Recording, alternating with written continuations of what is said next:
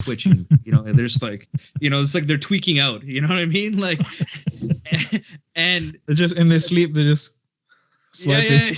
No, I'm not worried at all. I rely on God, Allah. What we do in our leadership development Tarbiyah camp is zero smart devices. So no smartwatches, no smartphones and tablets. And the first day or so, people go through detox. So they're like twitching, and they're just like, it's like they're tweaking out. You know what I mean? Like, and they're just in their sleep. They're just swiping. Yeah, exactly. Like they don't know what to do with their thumbs anymore. Or, you know what I mean? So now it's for dhikr. Your thumbs are now for dhikr. Yeah, so they go through this period, but guess what? Year after year, the people who go through the worst detox experience, they say that was the best part of the camp, is that they're disconnected from these smart devices. They didn't realize the effect that it had. I have brothers saying that I've been struggling through depression, and I feel like clarity in my mind. I feel like more, obviously there's a connection to the deen, but they're able to even express themselves emotionally better. They say, I'm able to communicate, and they will express things and they'll say things that they have kept in their heart for years.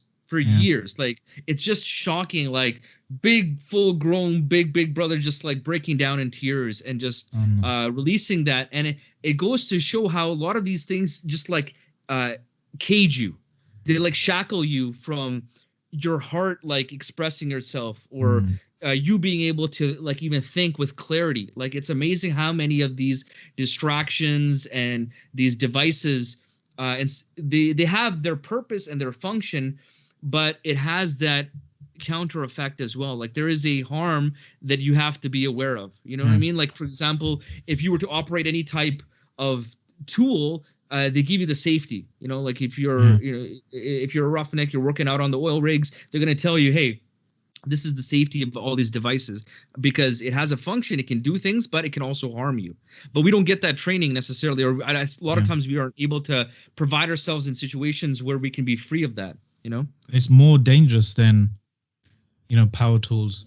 It can do more damage. These devices can do far more damage. I would go further and say the intended purpose for the people who design these things is to continually fracture our attention and make it easier for us, because this is what many people say, that the economy that these devices live in is the attention economy, right? That they're competing for. You're the product, I'm the product. My attention is the product that's being kind of scattered, split up and sold for advertising, against advertising revenue and stuff. So that's the primary, especially if something's free, that's the primary kind of business model, is to capture our attention, our data, and the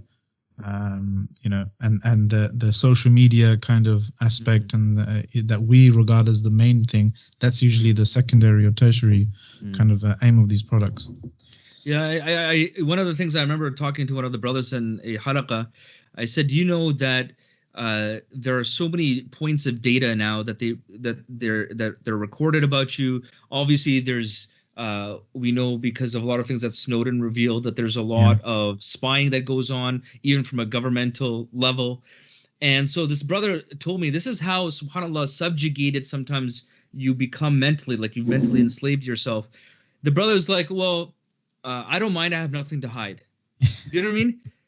So they're willing to give their freedom up because they say, I don't. I said, brother, okay, do you trust me? He's like, yeah, I trust you. It's like, do you have any ill feelings towards me? No. Do you think I have any ill intention towards you? It's like, no.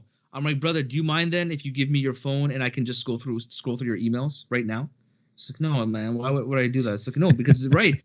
But we're Muslim, and you just said right now we trust and we love each other. But you don't mind because you're not. You don't have nothing to hide. Yeah, you have nothing to hide. But it's like, the government does it, or these other companies do it. Do I feel that the New York police are providing enough protection, or do I have to have protection of my own? I look for protection from Allah.